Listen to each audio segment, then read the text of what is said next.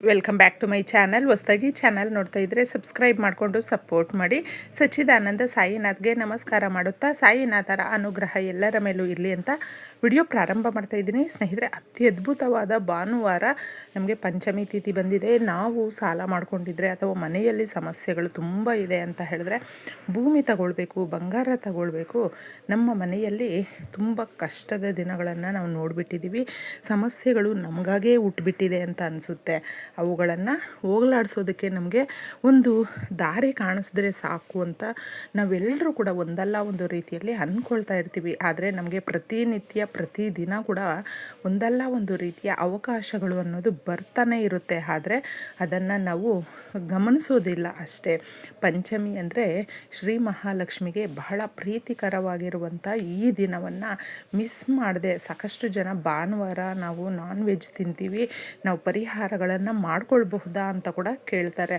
ತಪ್ಪದೆ ನೋಡಿ ಸ್ನೇಹಿತರೆ, ನಾವು ಅದಕ್ಕೂ ಮುಂಚೆ ಪರಿಹಾರವನ್ನು ಮಾಡ್ಕೊಳ್ಬಹುದು. ಕೈ ಕಾಲು ಮುಖ ತೊಳ್ಕೊಂಡು ಅಥವಾ ಸ್ನಾನ ಮಾಡಿ ಇದನ್ನು ನೀವು ಯಾವುದೇ ಒಂದು ಸಮಯದಲ್ಲೂ ಕೂಡ ಮಾಡ್ಕೊಳ್ಬಹುದು. ಅಷ್ಟು ಶಕ್ತಿದಾಯಕವಾಗಿರುವಂಥದ್ದು. ಯಾವುದೇ ನಿಯಮ ಇಲ್ಲ. ತಪ್ಪದೆ ನಿಮ್ಮ ಕೋರಿಕೆಗಳನ್ನು ನೆರವೇರಿಸ್ಕೊಳ್ಳೋದಕ್ಕೆ ಈಗಿನ ಒಂದು ಕಾಲಮಾನದಲ್ಲಿ ಎಲ್ಲವೂ ಕೂಡ ದುಬಾರಿಯಾಗಿದೆ. ನಾವು ಜೀವನ ಮಾಡೋದೇ ಕಷ್ಟ ಆಗಿಬಿಟ್ಟಿದೆ. ಇನ್ನು ನಮ್ಮ ಸಂಬಳ ಎಲ್ಲಿ ಸಾಕಾಗುತ್ತೆ?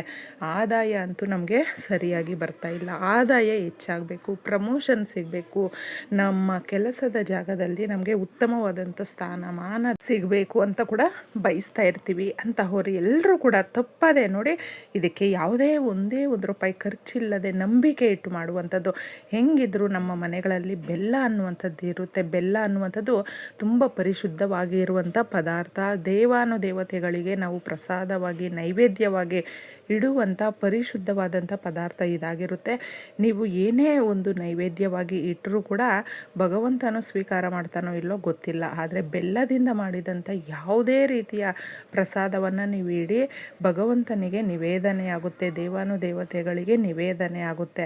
ಸಮುದ್ರ ಮಂಥನ ನಡೆದಾಗ ನಮಗೆ ಅಮೃತ ಬಿಂದುಗಳು ಬೀಳುತ್ತಲ್ವ, ಅದು ಭೂಲೋಕದಲ್ಲಿ ಬಿದ್ದಾಗ ಆ ಜಾಗದಲ್ಲೇ ಒಂದು ಈ ಬೇವಿನ ಮರಗಳು ಬೆಳೆಯುವಂಥದ್ದು ಅನ್ನುವ ನಂಬಿಕೆ ಅಪಾರವಾಗಿ ಇರೋದರಿಂದ ಬೇವಿನ ಮರಗಳು ಅನ್ನುವಂಥದ್ದು ತುಂಬ ಶಕ್ತಿದಾಯಕವಾಗಿರುತ್ತೆ. ದುರ್ಗಾದೇವಿ ನೆಲೆಸಿರುವಂಥ ಬೇವಿನ ಮರ, ಒಂದು 10 ನಿಮಿಷ ನಾವು ಬೇವಿನ ಮರದ ಹತ್ರ ಕೂತ್ಕೊಂಡು ನಮ್ಮ ಸಮಸ್ಯೆಗಳು ಅಥವಾ ನಾವು ಹಾಗೆ ಏನು ಹೇಳ್ಕೊಳ್ದೇ ಇದ್ದರೂ ಕೂಡ ಮನಸ್ಸು ಎಷ್ಟು ಪ್ರಶಾಂತವಾಗಿರುತ್ತೆ. ಸಾಕು, ಜೀವನ ಇಷ್ಟು ಇದ್ದರೆ ಇನ್ನೇನು ಬೇಕಾಗಿಲ್ಲ ಅನಿಸುತ್ತೆ. ಅಷ್ಟೊಂದು ನಮಗೆ ತಂಪನ್ನು ಕೊಡುವಂಥ, ನಮ್ಮ ಆರೋಗ್ಯವನ್ನು ಇನ್ನಷ್ಟು ಜಾಸ್ತಿ ಮಾಡುವಂಥ ಹಾಗೂ ನಮ್ಮ ಸಮಸ್ಯೆಗಳನ್ನು ಬಗೆಹರಿಸುವಂಥ ಶಕ್ತಿ ಬೇವಿನ ಮರಕ್ಕೆ ಇದೆ. ಬೇವಿನ ಮರವನ್ನು ಅಮ್ಮನವರು ಅಂತ ನಾವು ಪೂಜೆ ಮಾಡ್ತೀವಿ. ಮೊದಲೆಲ್ಲನೂ ತುಂಬಾ ಈ ಬೇವಿನ ಮರಗಳು ಎಲ್ಲಿ ಇರುತ್ತೆ ನೋಡಿ, ಅಲ್ಲಿ ಅಮ್ಮನವರನ್ನು ಇಟ್ಟು ಪೂಜೆಯನ್ನು ಮಾಡುವಂಥದ್ದು. ಮುಖ್ಯವಾಗಿ ಭಾನುವಾರ ಹಾಗೂ ಮಂಗಳವಾರದ ದಿನಗಳಲ್ಲಿ ಪೂಜೆಯನ್ನು ಮಾಡ್ತಾ ಇದ್ರು ಸ್ನೇಹಿತರೆ. ಅಷ್ಟೊಂದು ಶಕ್ತಿ ಕೂಡಿರುವಂಥದ್ದು.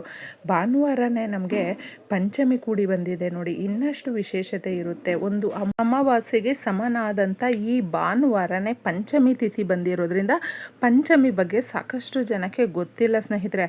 ಪಂಚಮಿ ಅಂದರೆ ನಾವು ಈ ದಿನ ಭಾನುವಾರ ಬಿದ್ದಿದೆ, ನಾವು ನಾನ್ ವೆಜ್ ತಿನ್ನುವಂಥವರು ಈ ಪರಿಹಾರಗಳೆಲ್ಲ ಮಾಡ್ಕೊಳ್ಬಾರ್ದು ಅನ್ನುವ ಮನಸ್ಥಿತಿಯಲ್ಲಿರ್ತಾರೆ. ಆ ಥರ ಏನೂ ಇಲ್ಲ.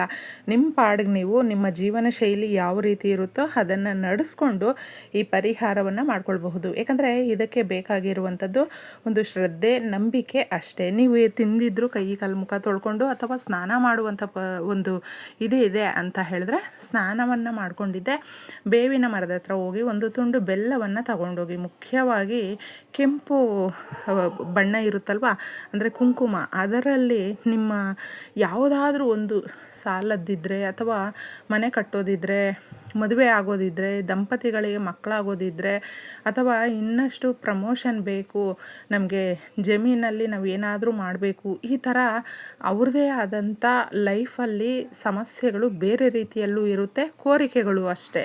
ಅದಕ್ಕೋಸ್ಕರ ಅವುಗಳನ್ನು ನೀವು ಈ ರೀತಿ ಒಂದಾದರೂ ಬರೆದು ಬಿಟ್ಟಿದೆ ಬೇವಿನ ಮರದ ಹತ್ರ ಹೋಗಿ ಸ್ನೇಹಿತರೆ. ಬೇವಿನ ಮರ ಅನ್ನುವಂಥದ್ದು ನಮ್ಮ ಸಮಸ್ಯೆಗಳನ್ನು ಆಲಿಸುತ್ತೆ, ನಮ್ಮ ಕಷ್ಟಗಳನ್ನು ಕೇಳಿ ಪರಿಹಾರ ಮಾಡಿಕೊಡುತ್ತೆ. ಅದಕ್ಕೆ ಇದನ್ನು ನಂಬಿಕೆಯಿಂದ ಯಾರು ಫಾಲೋ ಮಾಡ್ತಾರೋ ಅದು ಪಂಚಮಿಯ ದಿನ ಮುಖ್ಯವಾಗಿ ವಾರಾಹಿ ದೇವಿಯನ್ನು ನೆನೆಸ್ಕೊಳ್ಳಿ. ವಾರಾಹಿ ದೇವಿ ಬಂದು ಭೂಮಿ ಸಂಬಂಧಪಟ್ಟಂಥದ್ದು, ಆಸ್ತಿ ವಿಚಾರಗಳಿಗೆ ಸಂಬಂಧಪಟ್ಟಂಥದ್ದು, ಹಾಗೂ ಕೋರ್ಟು, ಕೇಸು, ಕಚೇರಿ, ಎಷ್ಟು ಸೀರಿಯಸ್ ಆಗಿ ಹೆಲ್ತ್ ಇಶ್ಯೂಸ್ ಇದ್ದರೂ ಕೂಡ ಅಥವಾ ಕ್ರಿಟಿಕಲ್ ಸ್ಟೇಜಲ್ಲಿದ್ದೀವಿ, ನಮ್ಮ ಸಮಸ್ಯೆಗಳು ಈ ರೀತಿ ಇದೆ ಅಂತ ಹೇಳಿದ್ರೂ ನಂಬಲ್ಲ. ಆ ತಾಯಿಯನ್ನು ನೀವು ಬೇಕಂದರೆ ಕೇಳಿಕೊಂಡು ಗಟ್ಟಿಯಾಗಿ ಪರಿಹಾರ ಮಾಡಿ ನೋಡಿ. ಎಷ್ಟು ಮುಖ್ಯವಾಗಿರುವಂಥ ಕೋರಿಕೆ ಆದರೂ ಕೂಡ ಆ ತಾಯಿ ಅದಕ್ಕೆ ಒಂದು ದಾರಿಯನ್ನು ತೋರಿಸ್ತಾಳೆ. ಅಷ್ಟು ಶಕ್ತಿದಾಯಕವಾಗಿರುತ್ತೆ ಈ ದಿನ. ಅದನ್ನು ನೀವು ತಗೊಂಡೋಗಿದೆ ಎಲ್ಲಾದರೂ ನಿಮಗೆ ರಸ್ತೆಗಳ ಬಳಿ ಬೇವಿನ ಮರ ಕಾಣಿಸಿದ್ರೆ ಅಥವಾ ನಿಮ್ಮದೇ ಗಿಡ ಮರಗಳು ಇದ್ದರೆ ಸ್ವಲ್ಪ ದೂರದಲ್ಲೇ ನೋಡಿಕೊಂಡಿದ್ದೆ ಇದನ್ನು ಈ ಪರಿಹಾರವನ್ನು ಮಾಡಿಕೊಳ್ಳಿ. ಬರೆದು ಬಿಟ್ಟು ತಗೊಂಡೋಗಿದ್ದೆ ಆ ಜಾಗದಲ್ಲಿ ನಿಂತ್ಕೊಂಡು ಒಂದು 5 ನಿಮಿಷ ನಿಮ್ಮ ಸಮಸ್ಯೆಗಳನ್ನು ಒಂದೊಂದೇ ಕ್ಲೀನಾಗಿ ಹೇಳ್ಕೊಳ್ಬೇಕು ಆ ತಾಯಿ ಹತ್ರ. ನಾವು ಹೇಗಂದರೆ, ನಾವು ಈಗ ನಮ್ಮ ಇಷ್ಟಪಡುವಂಥ ಪರ್ಸನ್ ಯಾರಾದರೂ ಇರ್ತಾರೆ ನೋಡಿ, ನಮ್ಮ ಸಮಸ್ಯೆಗಳನ್ನು ನಾವು ಅವ್ರ ಹತ್ರ ಎಷ್ಟು ನೀಟಾಗಿ ಹೇಳ್ಕೊಳ್ತೀವಿ, ಆ ಥರ ನಾವು ಭಗವಂತನ ಹತ್ತಿರ ನಿಮ್ಮ ಇಷ್ಟ ದೇವರು ಅಥವಾ ವಾರಾಹಿ ದೇವಿಯನ್ನು, ದುರ್ಗಾದೇವಿಯನ್ನು ನೆನೆಸ್ಕೊಳ್ತಾ ಒಂದೊಂದೇ ಸಮಸ್ಯೆಗಳನ್ನು ಹೇಳ್ಕೊಂಡು ತದನಂತರ ಈ ಬೆಲ್ಲವನ್ನು ನೀವು ಆ ಜಾಗದಲ್ಲಿ ಬರೆದು ಬಿಟ್ಟು ಹಾಕಿ ಬಂದರೆ ಭೂಮಿ ತಗೊಳ್ಳುವಂಥ ಯೋಗ ಕೂಡಿ ಬರುತ್ತೆ. ದುಡ್ಡು ಸಾಲ ಇದ್ದರೆ ಸಾಲ ತೀರುತ್ತೆ, ಸಾಲ ನೀವೇ ಕೊಡುವ ಮಟ್ಟಕ್ಕೆ ಜಾಸ್ತಿ ಶಕ್ತಿ ಅನ್ನೋದು ಬರುತ್ತೆ, ಹಾಗೂ ಪ್ರಮೋಷನ್ ಅನ್ನೋದು ಬರುತ್ತೆ, ಮನೆ ಕಟ್ಟುವಂಥ ಯೋಗ ಕೂಡಿ ಬರುತ್ತೆ, ಹಾಗೂ ನೀವೇನು ಅಂದುಕೊಂಡಿರ್ತೀರೋ ಒಂದೊಂದೇ ಸರಾಗವಾಗಿ ನಡೆಯುವಂಥ ಯೋಗ ಕೂಡಿ ಬರುತ್ತೆ ಸ್ನೇಹಿತರೆ. ಅಷ್ಟು ಅದ್ಭುತವಾಗಿರುವಂಥ ಈ ಪರಿಹಾರವನ್ನು ಹಾಗೂ ಈ ಪಂಚಮಿಯನ್ನು ಮಿಸ್ ಮಾಡ್ಕೊಳ್ಳೋದಕ್ಕೆ ಹೋಗಬೇಡಿ.